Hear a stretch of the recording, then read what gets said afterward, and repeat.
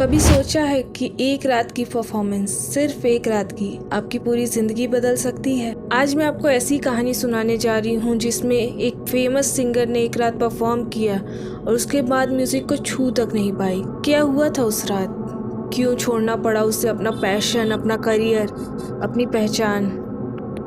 ये कहानी कुवैत की है, 1990s की, जहाँ एक वेडिंग इनविटेशन बन गया नाइटमेयर, जिससे वो कभी रिकवर ही नहीं कर पाई। Hi loves, I am Ishka and welcome to the place where we do makeup while telling you horror stories from all around the world.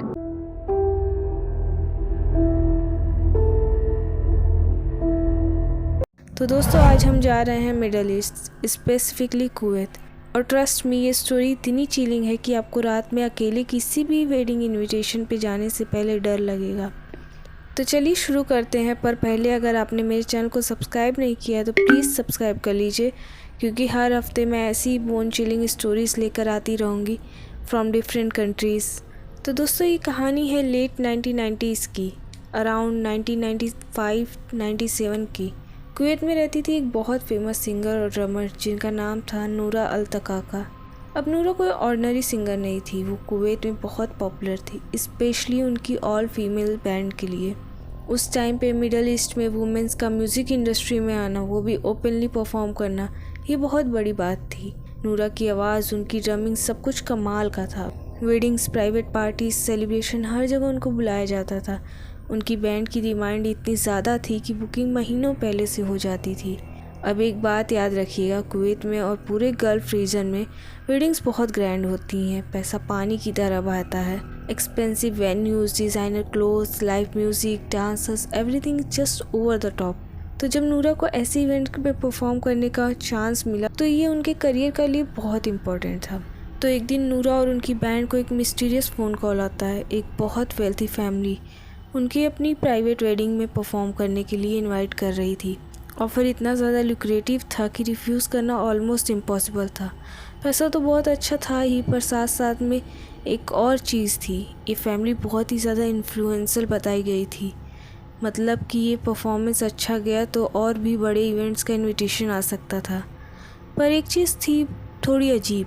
Client ने स्पेसिफिकली रिक्वेस्ट किया था परफॉर्मेंस लेट इवनिंग में स्टार्ट होगी और रात तक चलेगी। वेन्यू का एड्रेस दिया गया, पर ज़्यादा डिटेल्स नहीं दी गई फैमिली के बारे में।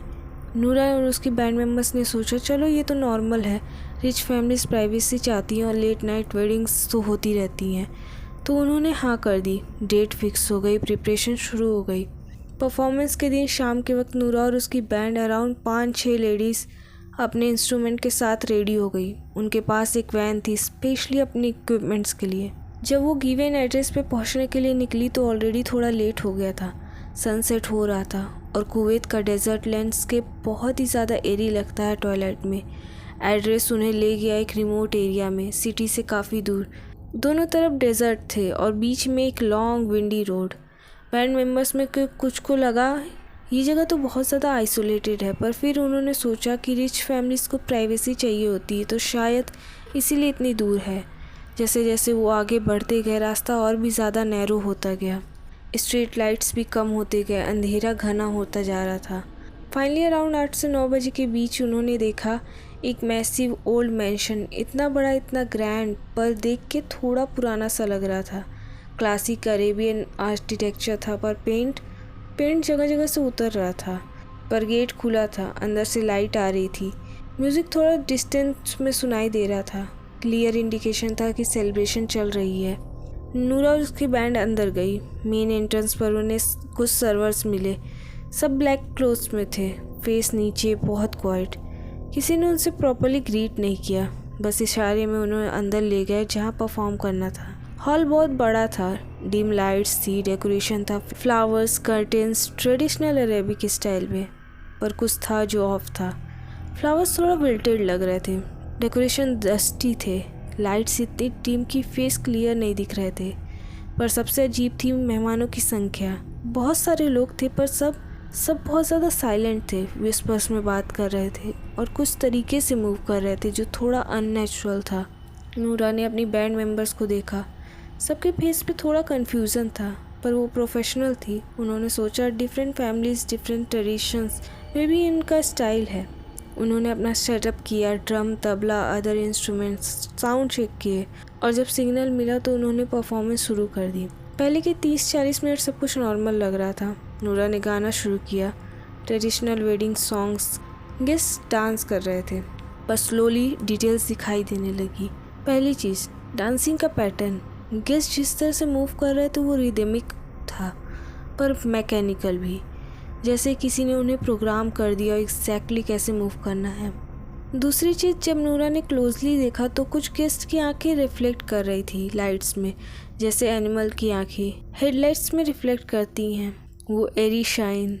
तीसरी चीज़, स्मेल। एक बहुत अजीब सी स्मेल आ रही थी, mixture of old perfume, dampness और कुछ जो रॉटिंग सा लग रहा था। पर ये स्मेल वेव्स में आ रही थी, कभी बहुत ज़्यादा स्ट्रॉन्ग और कभी बिल्कुल गायब। बैंड मेंबर्स ने एक दूसरे को देखा, अनकंफर्टेबल हो रहे थे पर प्रोफेशनलिज्म की वजह से कंटिन्यू कर रहे थे। परफॉर्मेंस के अराउंड 1 घंटे बाद लाइट्स और भी ज़्यादा डिम हो गई। अब ऑलमोस्ट डार्कनेस में परफॉर्म कर रहे थे, सिर्फ कैंडल्स और फ्यू डिम बल्ब्स की रोशनी में। इस डार्कनेस में एक बैंड मेंबर जो तबला बजा रही थी, उसने नीचे देखा और जब उसने देखा तो उसके हाथ कांपने लगे। ऐसा क्या देखा उसने देखा एक गेस्ट जो उनके पास से डांस करते हुए गुजरा, उनके पैर की जगह कुछ और था। एग्जैक्टली क्या, ये डिबेटेबल टॉपिक है। कुछ वर्जन्स कहते हैं कि हूफ्स थे जैसे हॉर्स के, कुछ कहते हैं क्लॉस थे, कुछ कहते हैं फीट्स थी पर बैकवर्ड, हील्स आगे और टोस पीछे। जो भी था वो ह्यूमन नहीं था। उस लड़की ने अपने बाकी बैंड मेंबर्स को फ्रेंटिकली सिग्नल किया। धीरे धीरे सब ने नोटिस किया, जैसे वो केयरफुली ऑब्जर्व कर रहे थे और भी डिटेल्स दिखाई दे रही थी। कुछ गेस्ट की फिंगर बहुत ज़्यादा लंबी थी, अननेचुरली लॉन्ग। कुछ के फेसेस शैडो में थे, पर जब लाइट पड़ती थी फॉर अ सेकेंड तो फीचर्स डिस्टॉर्टेड लगते थे। एक औरत कंटिन्यूसली स्माइल कर रही थी, पर वो स्माइल कभी चेंज नहीं हो रही थी, बिल्कुल फिक्स थी, लाइक अ मास्क।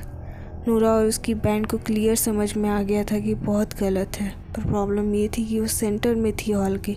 चारों तरफ ये एंटिटीज़ थे, एग्जिट दूर, उनसे बहुत दूर था। और सबसे बड़ी बात, उनके इंस्ट्रूमेंट और इक्विपमेंट्स वहाँ थे। वो सब छोड़ के भाग नहीं सकती थी, वो उनकी लाइवलीहुड थी, उनका इन्वेस्टमेंट था।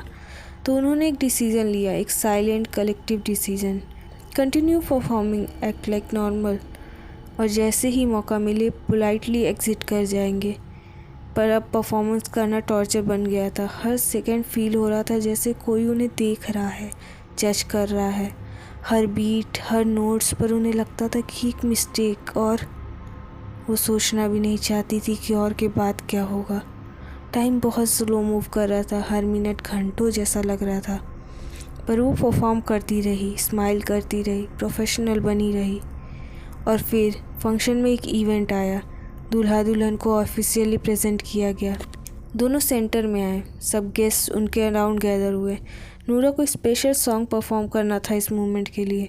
जब नूरा ने दूल्हा दुल्हन को देखा, उसकी सांसें रुक गई। दूल्हा की हाइट नॉर्मल से ज़्यादा थी, ऑलमोस्ट 7 फीट प्लस, और उसकी बिल्ड गाउन थी, बहुत पतला पर शोल्डर एक्सट्रीमली ब्रॉड। सूट में था, पर जिस तरह से कपड़े उसके बॉडी पर थे, लग रहा था जैसे बॉडी करेक्टली शेप्ड नहीं है। दुल्हन फुल वेल में थी, फेस बिल्कुल नहीं दिख रहा था, पर उसके हाथ, जब उसने जेस्चर किया, फिंगर्स बहुत ज़्यादा लंबी थी, और नेल्स, वो नेल्स नहीं थे, क्लॉस थे।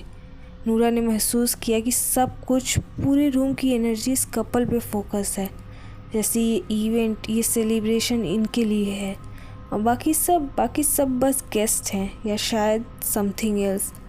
परफॉर्मेंस कंटिन्यू की, वेडिंग सॉन्ग कंप्लीट किया। हर सेकंड फील कर रही थी कि वो घुट रही है। फाइनली अराउंड 2:30-3 बजे के बीच फंक्शन थोड़ा स्लो हुआ, गेस्ट कम एक्टिव होने लगे, कुछ डिसअपीयर कर रहे थे शैडो में। नूरा ने सिग्नल दिया अपनी बैंड को, ये उनका चांस था। उन्होंने अपने इंस्ट्रूमेंट्स क्विकली पैक किए, इक्विपमेंट्स गैदर किया और स्लोली केयरफुली एग्जिट की तरफ मूव करना शुरू हो गए। कोई उन्हें रोक नहीं रहा था, कोई अटेंशन नहीं दे रहा था, जैसे सडनली वो इनविजिबल हो गए हों। ये और भी ज़्यादा क्रीपी था, जब वो परफॉर्म कर रही थी सारी आंखें उन पर थी, पर अब जब वो जा रही थी तो किसी को फ़र्क ही नहीं पड़ रहा था।